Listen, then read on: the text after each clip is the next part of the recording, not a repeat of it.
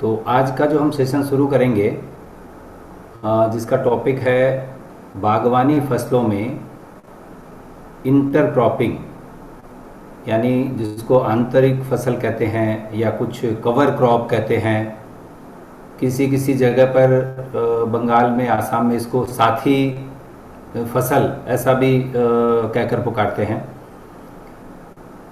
तो ये इंटरक्रॉपिंग क्या है, कितने प्रकार की इंटरक्रॉपिंग हो सकती है, बागवानी फसलों में इन इंटरक्रॉपिंग का क्या महत्व है,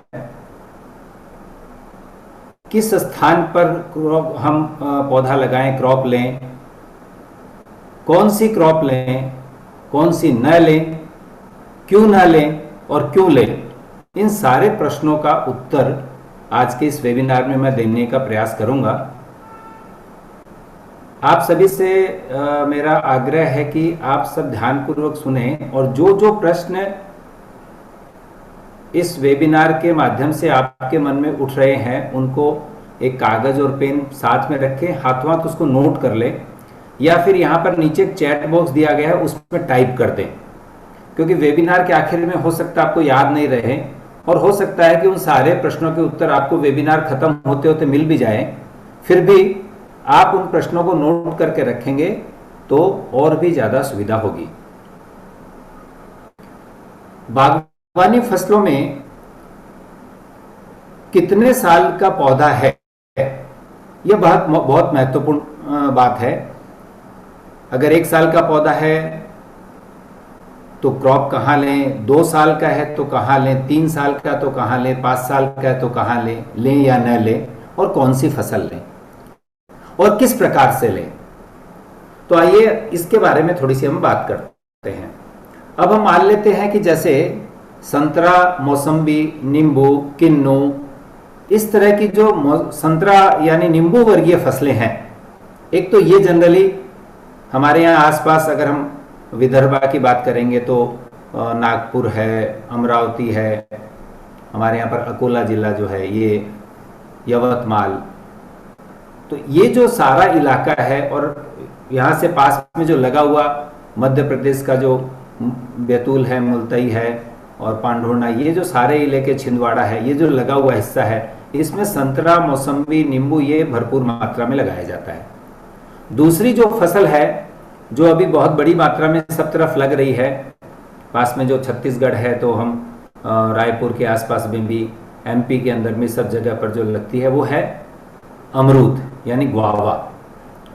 और अभी एक जो फसल लोग लगाने लग गए हैं वो है सीताफल, या बहुत लोग एप्पल बेर भी लगाते हैं।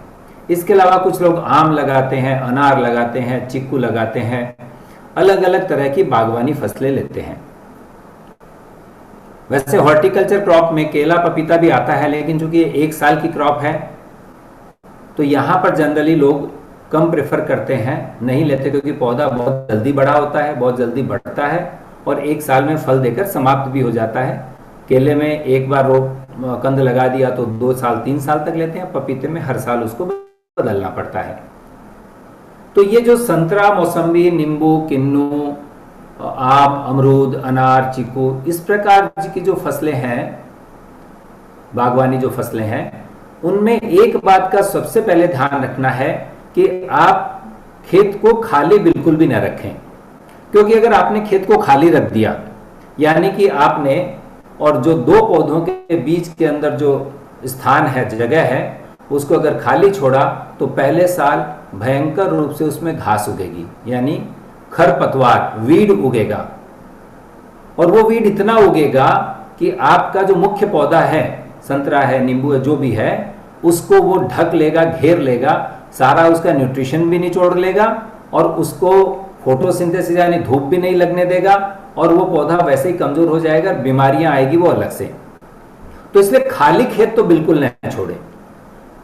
अगर आपके पास में कोई भी इस प्रकार की फसल जो आपको कुछ पैसे देकर जाएगी, अगर लगाने की आपके पास में या संभालने की या उस प्रकार की व्यवस्था नहीं है, तो एक काम अवश्य करें कि पौधे से 2 फुट की दूरी पर, यानी अगर आप देखेंगे तो अगर पौधा है, ये लाइन से पौधा है, 2 पौधों के बीच में मान लीजिए 15 फुट या 20 फीट का या 18 फीट का 16 फीट का जो भी अंतर है, तो दो पौधों के से 2-2 फुट अंदर, यानी मान लीजिए पौधे से पौधा 18 फीट है तो 2 फीट इधर से छोड़ा, 2 फीट इधर से छोड़ा, 4 फीट, तो 14 फीट का जो एरिया है वहां पर आपको कोई भी ऐसी फसल जिसमें पैसे तो नहीं आएंगे लेकिन जमीन आपकी अच्छी हो जाएगी, जैसे धैंचा है, बोरू है, सनई यानी क्या जिसको पाट या जूट कहते हैं, इस प्रकार कोई ना कोई ये जो वाइल्ड क्रॉप या जो एक तरह की ये भी और क्या कहते हैं वीड है, लेकिन ये सारा वीड क्या होता है, बहुत कम समय का रहता है, सीजनल होता है, और जैसे ही सीजन समाप्त होता है ये अपने आप मर जाता है। अगर आपने उसको नहीं भी काटा या नहीं भी कुछ किया तो भी वो और वहीं पर समाप्त हो जाएगा, बारिश खत्म होने के बाद में वो धीरे धीरे धीरे सूख जाएगा। लेकिन बहुत लंबा बढ़ता है, तो आप जैसे ही बारिश खत्म हो गई, आपने जून आखिर में या जुलाई प्रथम द्वितीय सप्ताह में उसको कल्टीवेटर चला के आपने डाल दिया, लाइन से बो दिया, और जुलाई, अगस्त और सितंबर 3 महीने के बाद में आखिरी बारिश होने के पहले उसको आप क्या कर सकते हैं, या तो उसको काट कर सुला दीजिए। काटने के आजकल बहुत आसान और साधन ऐसे उपलब्ध हैं, जो क्या कहते हैं जिसको ब्रश कटर आता है, जो घास वगैरह काटने के काम आता है, वो चलाकर काट दें तो नीचे से काटते पूरा सो जाएगा। कई बार क्या होता है काटने में होता है कि नहीं ज़्यादा बड़ा हो गया, उसके फाइबर बन गए, कटने में दिक्कत हो रही है, तो सीधा सीधा है ट्रैक्टर के पीछे एक बड़ा लॉग लकड़ी का ऐसा पूरा, और क्या कहते हैं वो पेड़ जैसा बांधिए, जितनी चौड़ाई में आपने बोया है, मान लीजिए 14 फीट में बोया है तो 14 फीट का, 14 फीट बड़ नहीं है तो 10 फीट का लीजिए, और एक बार इधर से और एक बार उधर से ट्रैक्टर के पीछे बांध कर चला दीजिए, तो पूरा का पूरा जो क्रॉप है जमीन पर सो जाएगा। 1 महीना जैसे ही वो पड़ा रहेगा, एक आखिरी बारिश भी आएगी तो उससे वो गलेगा, और जैसे ही सितंबर का महीना खत्म होता है, जैसे ही वो हल्का सूखने लगता है, उसमें थोड़ी नमी रहती है कि रोटावेटर चलाकर उसको पूरा जमीन में दबा दीजिए।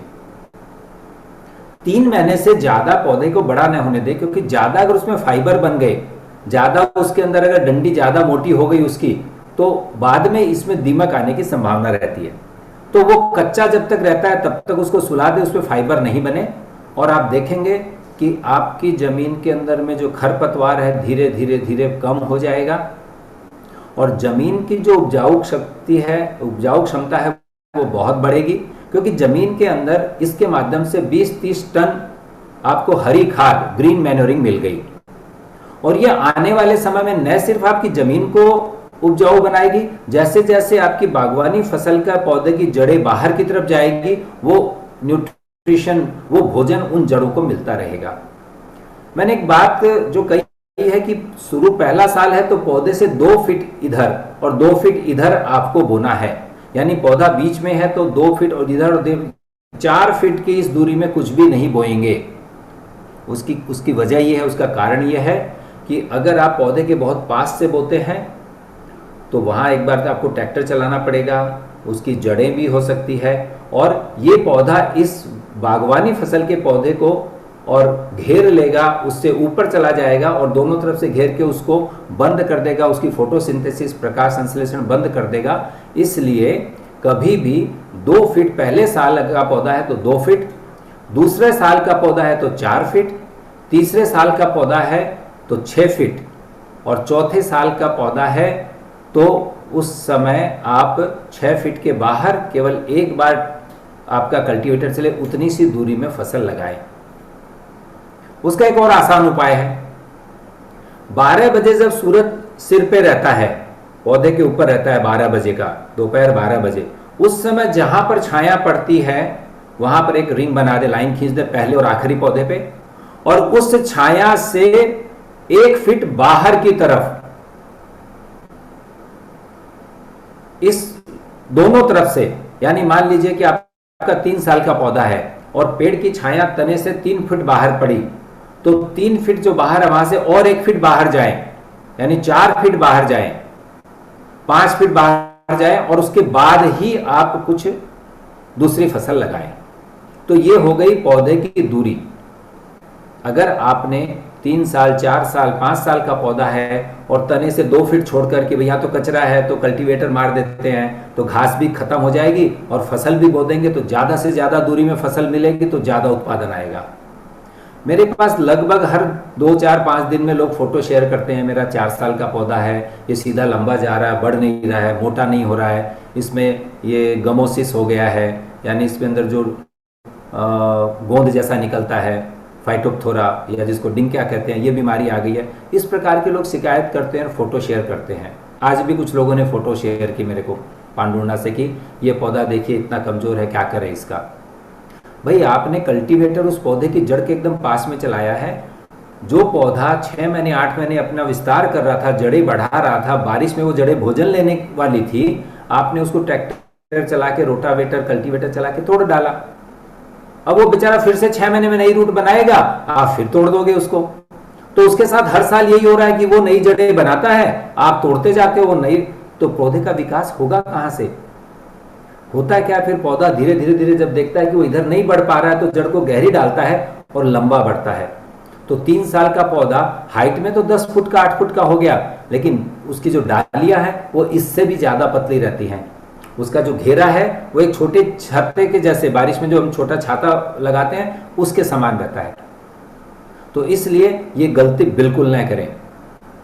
12 बजे की छाया जहां पड़ती है वहां से 2 फुट कम से कम बाहर में जाएं। 1 फुट से कम तो बिल्कुल न जाएं, 2 फुट जाएंगे तो ज्यादा अच्छा है। कितने प्रकार से इंटरक्रॉपिंग हो सकती है?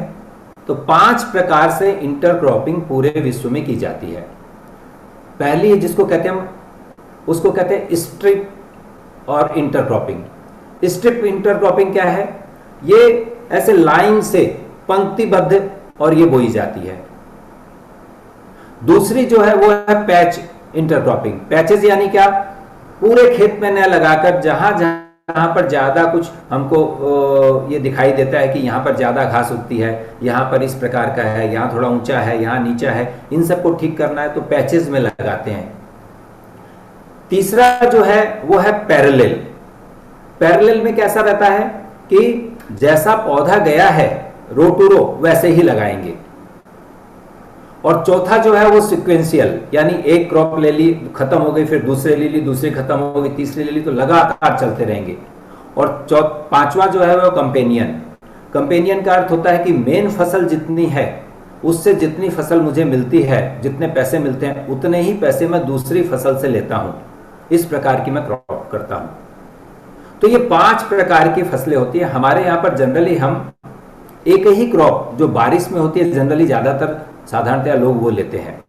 कुछ लोग 2 बार भी लेते हैं, बारिश में एक क्रॉप लेते हैं। मैंने देखा है कि बारिश के अंदर में संतरा मौसम्बी का बगीचा लगाया और उसमें फिर वो कपास लगा देते हैं।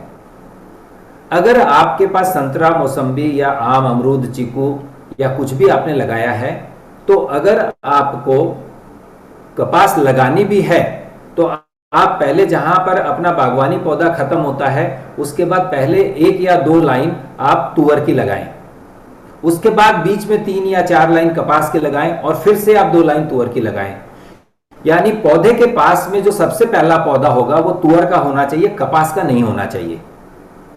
कपास क्या होता है कि ज्यादा पोषक तत्व जमीन से विड्रॉ करता है, जबकि तुअर का पौधा और जमीन के अंदर नाइट्रोजन भी देगा, अन्य प्रकार के और पोषक तत्व भी देगा, और उसके पत्ते जो गिरेंगे वहां पर पूरे आच्छादित यानी मल्च हो जाएंगे और आपकी जो बागवानी क्रॉप है उसको बहुत फायदा पहुंचाएंगे और उसकी ग्रोथ भी आप देखेंगे अलग प्रकार की आएगी। सबसे अच्छी अगर क्रॉप मारेंगे और सेफ क्रॉप है तो सबसे बढ़िया है कि आप मूंग लगाइए। मूंग एक बहुत अच्छा पौधा है। मूंग की एक खासियत यह है कि वो ज्यादा बढ़ता नहीं है, 1.5 फीट 2 फीट के ऊपर जाएगा नहीं।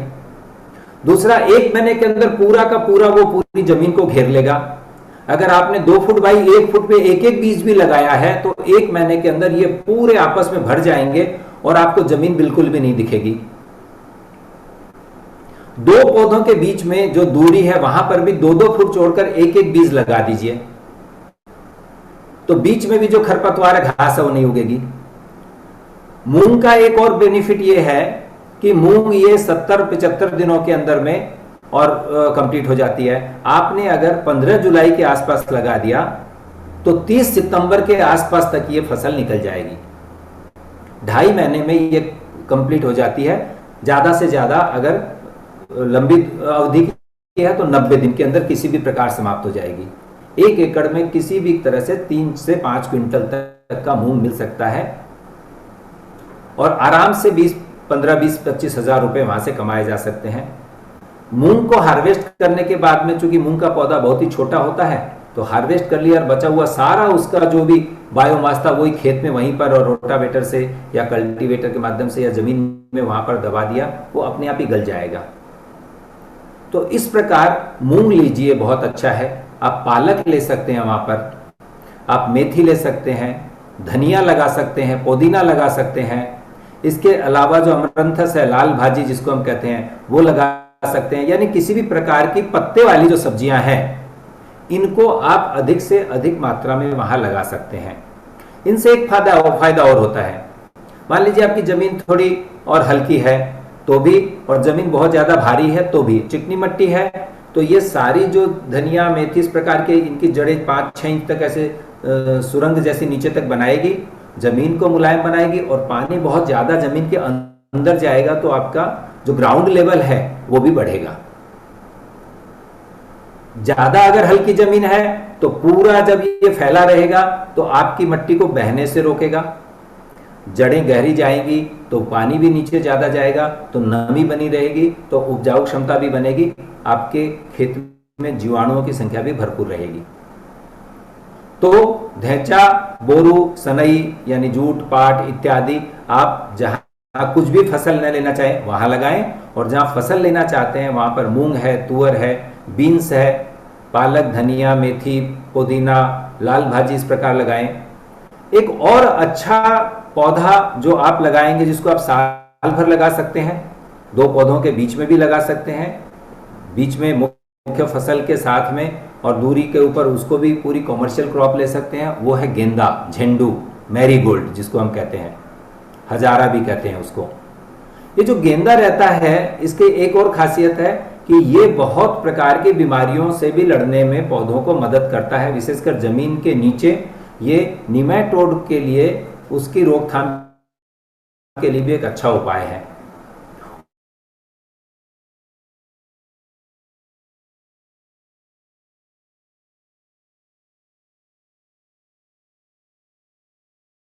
पच्चीस दिसंबर क्रिसमस, बाद में न्यू ईयर आता है, जनवरी में फिर से, और वसंत पंचमी यानी सरस्वती पूजा आ जाती है, और फिर से मार्च के अंदर में और वर्ष प्रतिपदा, गुड़ी पड़वा, नया वर्ष आ जाता है। तो इस प्रकार आप जून जुलाई में अगर गेंदा लगाते हैं तो सितंबर, अक्टूबर, नवंबर, दिसंबर, जनवरी, फरवरी, गर्मी आने तक आपके पास में 5, 6, 7 उत्सव आते हैं, उसमें गेंदे के फूल बेचकर भी अच्छे पैसे कमाए जा सकते हैं। न सिर्फ इंटरक्रॉपिंग आंतरिक फसल, बल्कि जो आपका धूरा है, जो बॉर्डर्स है, बांदी जिसको कहते हैं, या जो मेड़ है, इन सब के ऊपर भी आप इस प्रकार के पौधे अगर लगाएंगे तो वहां पर वो घास खरपतवार नहीं उगेगी और आपके यहां पर बीमारियां कम आएंगी। जैसे ही घास ज्यादा उगती है उसके ऊपर रस शोषक कीट आते हैं, सकिंग पेस्ट आता है, और वही सकिंग पेस्ट आपकी फसल पर फिर आक्रमण करता है। तो ये हो गया कि आप क्या लगाएं, क्या न लगाएं। किसी भी प्रकार की बेल वर्गीय फसल न लगाएं। बेल वर्गीय फसल लगाएंगे तो पौधे को लिपट जाएगी, पौधे का जो स्वरूप है उसको बिगाड़ देगी, क्योंकि अगर बेल उसके लिपट जाएगी तो पौधा सीधा हो जाएगा, उसकी कैनोपी बाहर, उसकी छतरी नहीं बन पाएगी और उसको पौधे को जकड़ लेगी। बाद में जब हम बेल खींचकर हटाएंगे तो बहुत सारे पत्ते, डालियां टूट जाएगी। दूसरा, बेल वर्गीय फसलों की जड़ों में नीमेटोड बहुत बड़ी मात्रा में आता है, तो इसलिए बेल वर्गीय फसलों को लगाने से बचें। इसके अलावा टमाटर, मिर्ची, बैगन, भिंडी, मक्का, ज्वार, बाजरा, ये भी न लगाएं। ये जो सारी फसलों का मैंने नाम लिया ना, टमाटर, मिर्ची, बैगन इत्यादि, एक्चुअल में इनमें बीमारियां बहुत ज्यादा आती हैं। सभी प्रकार के सकिंग पेस्ट आते हैं, सभी प्रकार के फंगल इन्फेक्शन आते हैं, वायरस का अटैक होता है, मिलीबग आता है, जड़ों में नीमेटोड आता है। कोई ऐसी बीमारी नहीं है जो इन फसलों में न आता हो। मक्का, ज्वार, बाजरा ये कैसी है, ये पूरी जमीन के पोषक तत्वों को बाहर निकाल लेती हैं। जो भी आपने डाला वो सब खाली कर देंगी, तो धीरे धीरे जमीन को वो बंजर की तरफ ले जाती हैं। तो इसलिए इस प्रकार की फसलें न लगाएं। ये फसलें कालांतर में आपको तकलीफ दे सकती है। तो इस प्रकार ध्यान रखें कि फसल वही लगाएं जो आपके मुख्य पौधे से ऊपर न जाए। फसल वो लगाएं जो जमीन में नाइट्रोजन देकर जाए, उनका बायोमास जमीन में काम आए, उनमें बीमारियां कम आए और वो जल्दी तैयार हो जाए। बहुत आसान क्रॉप ये है कि कुछ नहीं है तो 2 लाइन के बीच में, जनरली बागवानी फसलों में 12 से लेके और 20 फीट का अंतर होता है। अगर आप अमरूद लगा रहे हैं, सीताफल लगा रहे हैं तो 12-14 फीट है, और अगर संतरा, मौसम्बी, नींबू लगा रहे हैं तो 2 रो के बीच में 18 से 20 फीट की दूरी रहती है। अब ये जो बीच का जो हिस्सा है, दोनों तरफ से अगर आपने 6-6 फुट छोड़ दिए, 12 फुट, तो बीच में आपके पास में फिर से 6 या 8 फीट की दूरी बचती है। वहां पर 2 लाइन आप तुअर यानी रेड ग्राम की लगा दीजिए। आजकल कुछ रेड ग्राम यानी जो फसलें ऐसी भी आती हैं जो 5-5 साल तक चलती हैं। आप एक बार लगा दीजिए, उसको भी एक ड्रिप लाइन दे दीजिए और अगले 4 साल तक वो वहां से उस तुअर से आप फसल ले सकते हैं साल में 2 बार। उसके बीज कहाँ मिलेंगे, कैसे लगेगा, क्या होगा, उसके बारे में आप बाद में और जानकारी ले सकते हैं। तो वहां पर 2 पौधों की रो के बीच में आपने तुअर लगा दिया तो ये पौधा भी और अच्छा खासा 5-6 फीट तक जाता है। क्योंकि दोनों तरफ की जो दूरी है 7 फीट 8 फीट दूर है, तो उनके आपकी जो बागवानी फसल है उस पर छाया भी नहीं आएगी और आपको साल में 2 बार यहाँ से और तुअर मिलती रहेगी। 1 एकड़ में मान लीजिए आप जो पौधे लगाते हैं वो, और 1/3 एकड़ के बराबर ही लगेंगे, यानी 3 एकड़ में अगर लगाया तो 1 एकड़ के बराबर उत्पादन आएगा। तो अगर आपको 1 एकड़ में ये जो तुअर जो मैं बता रहा हूं जो 5 साल तक चलती है, ये अगर एक बार आपने लगाया तो 1 एकड़ में साल भर में कम से कम 10 क्विंटल आती है। यानी 3 एकड़ में अगर आपने लगाया इंटरक्रॉपिंग में और 1 एकड़ के बराबर लगा तो लगभग 10 क्विंटल साल में आपको मिलेगा। ये कम से कम बोल रहा हूं मैं। और जहां तक तुअर की बात है, 70 रुपये 80 रुपये से 100 रुपये किलो तक बिकता है। तो लाख रुपया के आसपास आपको उस क्रॉप से मिल सकता है और उसके माध्यम से जो बायोमास मिलेगा, उसके जो पत्ते जमीन में गिरेंगे, उसकी जो जड़ें जमीन में रहेगी और वो भी कार्बन और वहां पर फिक्स करेगी, तो आपकी जमीन बहुत ही उपजाऊ बनेगी। और तुअर के ऊपर आप देखते हैं कि बहुत बीमारियां भी कम नहीं के बराबर आती हैं। एक फसल लेने के बाद पेड़ को 2, 2.5-3 फुट से काट देना है, जैसी उसकी हाइट और जैसी उसका तना बना है। काट कर जो बचा हुआ है हिस्सा वो पूरा जमीन के अंदर आप दबा सकते हैं। ज्यादा मोटी अगर डालियां बन गई है तो उसको पल्वराइज करके उसको बारीक कर दीजिए, पूरे खेत में बिछा दीजिए, रोटावेटर से दबा दीजिए या जमीन में आच्छादन मल्चिंग कर दीजिए। तो आने वाले गर्मियों में आपके वहां पर जो इवोपरेशन है वो भी नहीं होगा। तो इंटरक्रॉपिंग अगर आप लेते रहते हैं तो ये आपके लिए बहुत फायदेमंद होता है। एक काम और करना चाहिए, इंटरक्रॉपिंग लेते समय ज्यादा से ज्यादा जीवाणुओं की जो मात्रा है और जो आपके बेनिफिशियल जो फंगस है उनका प्रयोग करना चाहिए। जैसे बेनिफिशियल फंगस में क्या आता है, माइकोराइजा, यानी जिसको हम वैम भी कहते हैं, आरजाल, उसको आप अवश्य इंटरक्रॉपिंग में यूज करें। जैसे अभी बारिश का मौसम है और अभी अगले 3 महीने तक बारिश होने वाली है, पौधों की जड़ों का भरपूर विकास होगा। इस समय अगर हम खेत में, अगर आपके पास ड्रिप है तो 250 ग्राम आरजाल, और अगर आपके पास ड्रिप नहीं है और आप इसी भी प्रकार करना चाहते हैं तो आप गोबर की खाद मट्टी में मिलाकर 2 किलो पाउडर जो आता है वो डालकर और उसको पौधों की जड़ों के पास में बिखेर दीजिए। आप जो इंटरक्रॉपिंग लेंगे उनमें भी डालिए आप, तो आपके पूरी जमीन के अंदर एक उपजाऊ क्षमता का निर्माण होगा। जड़ें खूब गहरी जाएंगी, जितनी जड़ें गहरी जाएंगी आपकी जो बागवानी फसल है वो तो अच्छी बनेगी ही, आपकी जो रेगुलर कैश क्रॉप है वो भी अच्छी आएगी। इसके अलावा जो बायोलॉजिकल कंसोर्टियम आता है जिसके अंदर में अनेक प्रकार के मित्र जीवाणुओं की संख्या है जिसे हम मित्र सेना कहते हैं, वो भी 500 ग्राम प्रति एकड़ जरूर डालिए। ये दोनों चीज़ डालने से खेत की जो मिट्टी है, आपकी जो ज़मीन है, उसकी न सिर्फ उपजाऊ क्षमता बढ़ेगी बल्कि खरपतवार भी धीरे धीरे कम होंगे, ऑर्गेनिक कार्बन भी धीरे धीरे बढ़ेगा, ज़मीन के अंदर जो पानी है ऊपर से बह के नहीं जाएगा, ज़्यादा से ज़्यादा पानी ज़मीन के अंदर ही रुकेगा, जड़ें गहरी जाएंगी तो ऊपर से जो भोजन, जो फर्टिलाइज़र, जो न्यूट्रिशन लीचिंग होकर नीचे चला जाता है 2 फुट 3 फुट, वहाँ तक जड़ें जाएगी तो वो उनको भी शोषण करने में और सक्षम होंगी।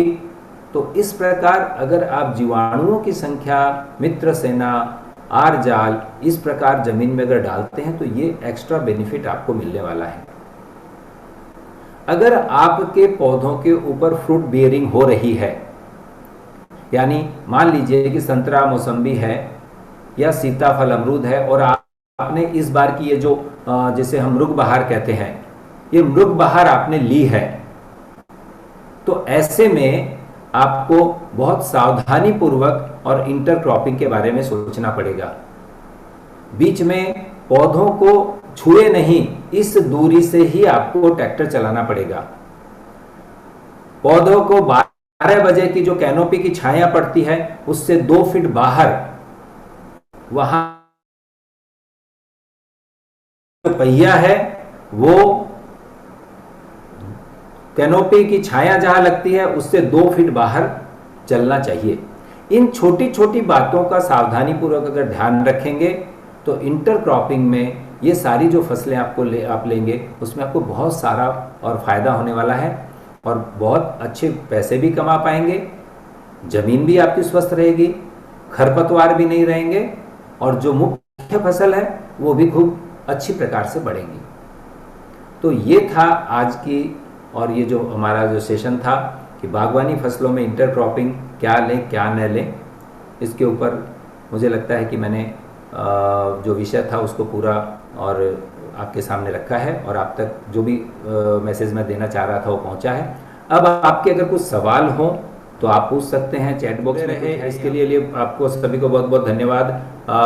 अभी एक जो अपना यूट्यूब चैनल है डॉक्टर ग्रीन एडवाइजरी, तो ये जो डॉक्टर ग्रीन एडवाइजरी है तो इसके ऊपर अभी और भी कई वीडियोस अपलोड होने वाले हैं, तो उन सब वीडियोस को आप देखते रहिए, ज़्यादा से ज़्यादा लोगों से शेयर कीजिए और जो भी आपके सवाल रहते हैं उस वीडियो पे वहाँ पर कमेंट में आप लिख सकते हैं, या आपको अगर किसी विषय के ऊपर कुछ वीडियो की आवश्यकता है या वेबिनार है कि ये हमारे यहाँ पर समस्या है और इसके ऊपर एक वेबिनार होना चाहिए, तो उसके बारे में भी आप वहाँ पर कमेंट करके लिख सकते हैं। तो फिर से मिलते हैं, आप सभी का पुनः एक बार बहुत बहुत धन्यवाद। नमस्कार।